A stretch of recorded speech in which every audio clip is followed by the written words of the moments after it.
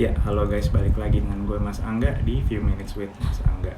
Kali ini gue akan membahas mengenai ngumpulin banyak uang di rekening bank. Bahaya nggak ya? Nah, sebelum gue mulai, gue mau say thank you dulu untuk kalian yang udah nonton video gue, udah like, udah komen, dan juga udah subscribe dan juga follow gue di Instagram dan YouTube. Thank you banget atas supportnya. Kalau misalnya kalian suka dengan video-video yang gue bikin, silakan di-share ke teman atau keluarga kalian yang mau diskusi dan belajar mengenai investasi. Nah, balik lagi ke bahasan ngumpulin terlalu banyak uang di rekening bank, bahaya nggak ya?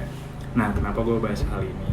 Karena baru-baru ini kan ada berita mengenai seseorang yang bernama Winda yang kabarnya uang 22 miliar miliknya di rekening bank di sebuah bank swasta di Indonesia itu hilang tiba-tiba.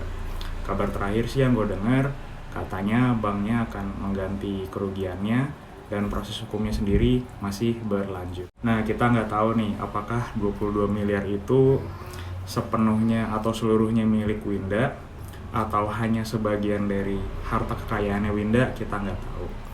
Tapi dari kasus ini gue belajar nih guys, kalau numpuk terlalu banyak uang di rekening bank bisa jadi bahaya. Bahayanya kenapa? Apa uang kita bisa dibobol? Ya, mengingat dari kasus yang terjadi di Mbak Winda ini, benar ada kemungkinan kita punya uang di rekening bank itu bisa dibobol guys. Tapi biasanya kalau hilangnya uang kita bukan karena salah kita, biasanya pihak bank itu akan mengganti.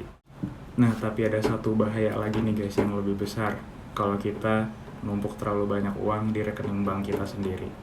Bahaya itu adalah uang kita nggak tumbuh secepat kalau kita investasikan. Nah, uang 22M buat gue dan gue yakin buat banyak masyarakat di Indonesia itu adalah uang yang banyak banget malah. Nah, boleh dong kita ngayal-ngayal dikit. Kalau kita punya duit 22M di rekening bank kita mau ngapain ya? Nah, gue kasih contoh nih guys.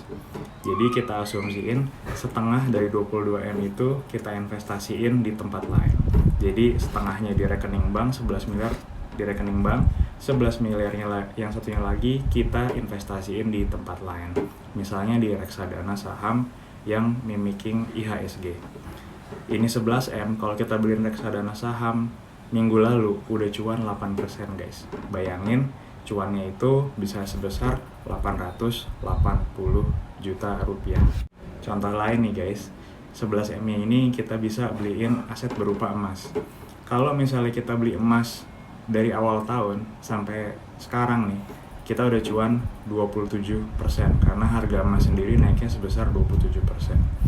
Kalau kita investasiin 11 miliar itu di emas, kita udah cuan hampir 3M guys. Bayangin. Atau contoh paling gampang, kita depositoin aja 11M-nya ini di bank juga dengan bunga 5% per tahun. Kalau kita tahan uangnya setahun, kita udah dapet 550 juta. Coba kita bandingin kalau uangnya cuma nangkring di rekening tabungan aja. Nggak tumbuh deh. Paling dapet bunga dari tabungan tersebut yang nggak seberapa, cuma dikit lah nambah. Itu tadi baru contoh kalau baru setengahnya aja tuh yang diinvestasiin itu 11M.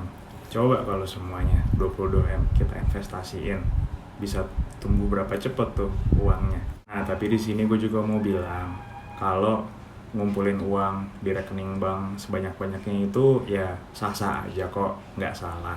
Tapi kalau ada potensi cuan seperti yang tadi gue jelasin, masa sih mau kita lewatin? Apalagi dengan berinvestasi, kita itu udah mendiversifikasi aset-aset keuangan kita. Jadi kalaupun ada resiko di satu tempat, itu akan tercover di investasi yang lain. Gue kasih contoh nih satu. Kalau misalnya uangnya di investasi saham, nilainya nurun karena market saham lagi turun.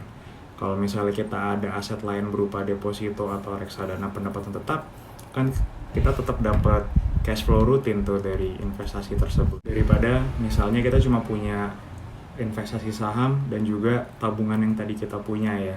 Kalau investasi saham kita lagi turun, ya total nilai keuangan kita turun deh. Karena kan yang di tabungan gak bertumbuh nilainya. Nah, kira-kira bahasannya seperti itu kali ini. Semoga bermanfaat buat kalian.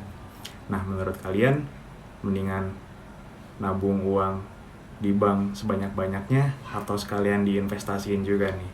Atau kalian mungkin punya cara keuangan yang lain, boleh ya guys, komen-komen di bawah atau DM juga boleh kok. Akhir kata, itu aja dari Few Minutes with Mas Angga kali ini. Sampai jumpa di Few Minutes with Mas Angga berikutnya.